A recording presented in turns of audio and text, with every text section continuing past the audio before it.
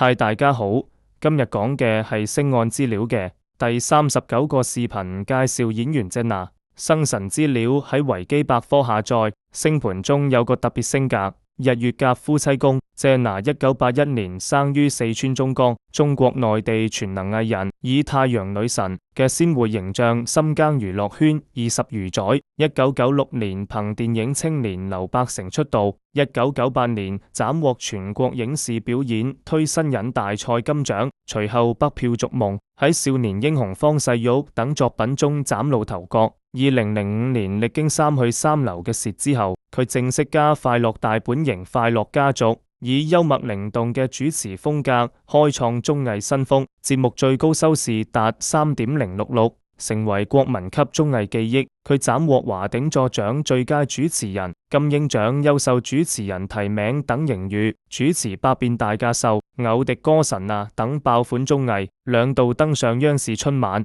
創下微博粉絲破億嘅吉尼斯世界紀錄。跨界之路同樣耀眼。2006年首張片《菠蘿菠蘿蜜》風靡全國，話劇《暗戀桃花源》獲年度最佳女主角，主演《射雕英雄傳》、《壯士出征》等影視佳作，撰寫《那麼開心》等3本暢銷書，銷量累積超百萬。生活中佢係3位孩子嘅媽媽，以坦然心情面對輿論爭議，倡導身體自信與真實自我。從村淑丫鬟到國民藝人，謝娜憑借骨子入面嘅韌勁與純粹熱愛，喺主持、影視、音樂、文學多領域全面開花，既以歡聲笑語幫一代人成長，更用堅韌通透嘅人生心情成為女性人辦，書寫咗一段熾熱而鮮活嘅成長史詩。星岸將每個喺 YouTube、Facebook 同 Reels 更新，歡迎有興趣嘅朋友觀看。謝娜嘅視頻就講到呢度，多謝大家嘅收看。